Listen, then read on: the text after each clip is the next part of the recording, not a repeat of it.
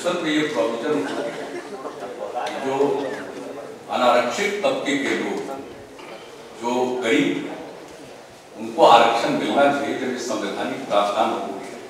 और पूर्व से जो अनुसूचित जाति, अनुसूचित जनजाति और अन्य पिछड़े वर्गों के लिए जो आरक्षण का प्रावधान है वो तो लागू है, और उसके अतिरिक्त यह प्रावधान कोई उनके लिए जो प्रावधान है उसमें किसी तरह का हस्तक्षेप नहीं है।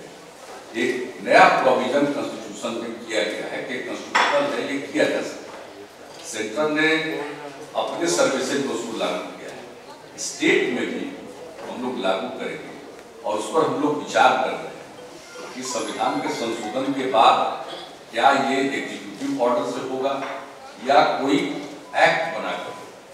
इस पर लीगल ओपिनियन हम लोग ले रहे हैं कि कौन सा प्रोविजन ठीक होगा, अगर एग्जीक्यूटिव ऑर्डर से होगा या एक एक्ट में प्रोविजन करके इसको हम लोग करेंगे, अपने स्टेट सर्विसेज के लिए जो एक्ट है उसमें प्रोविजन करें। इसके बारे में लीगल ओपिनियन हम लोग लेंगे और लीगल ओपिनियन लेने के बाद उसको करेंगे। सिद्धांत रूप में तो ये हो चुका है, इसलिए यहाँ भी लागू ऑल असम स्टूडेंट्स आया और उन्होंने इसकी जानकारी दी, सब चीजों को, उनके फैक्ट्स को हमने देखा। उसके बाद हमने कहा कि नहीं ठीक है, ये असमीज के इंटीग्रिटी का प्रश्न, उनकी आइडेंटिटी का प्रश्न, तो उसको देखते हुए और जो कुछ भी प्रोविजन था उसको देखने के बाद लोगों ने पार्टी में ये डिसाइड किया कि हम ये जो सिटीजनशिप अमेंडमेंट बिल 2016 है वो सही नहीं, और हम लोगों ने अपना व्यू सेंट्रल गवर्नमेंट को भी बताया, यूनियन होम मिनिस्टर से भी बातचीत, पॉलिटिकल साइड में भी बातचीत, हम लोगों ने अपना व्यू रख दिया। लेकिन इसके बाद लोकसभा से पास हुआ, अब राज्यसभा में जाएगा, और अगर कांग्रेस पार्टी जैसे वहां खिलाफ में नहीं करके वॉकआउट करके, तो अगर लोकसभा में तो कोई आवश्यकता उनकी नहीं, लेकिन राज्यसभा में तो उनकी आवश्यकता है। अगर वो कांग्रेस के लोग वोट नहीं देते हैं और वॉकआउट कर जाते हैं, इसका मतलब कांग्रेस का तो इस बिल का समर्थन है।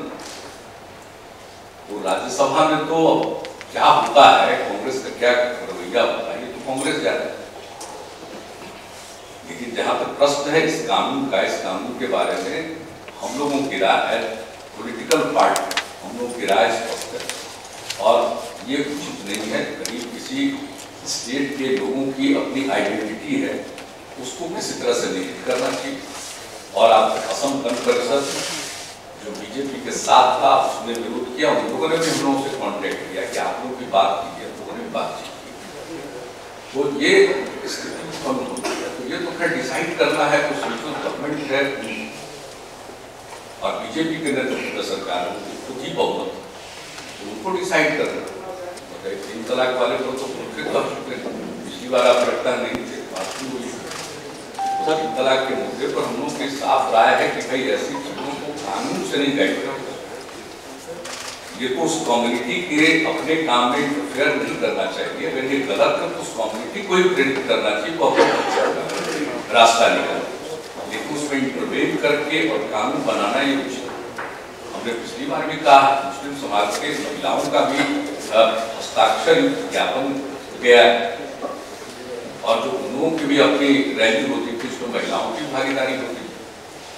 तो अगर कोई चीज, कोई प्रक्रिया, कोई प्रथा अगर समझ लेते हैं कि ये उपयुक्त नहीं, तो प्रेरित करना चाहिए कि जिस कम्युनिटी में ये बात हो, कम्युनिटी को खुद डिसाइड करने का अवसर होना चाहिए और उनको खुद डिसाइड करने की सूचना। तो इस तरह के कानून से किसी भी कम्युनिटी की परंपराओं में हस्तक्षेप करना हम लोगों की पार्टी के हिसाब से मुनासिब।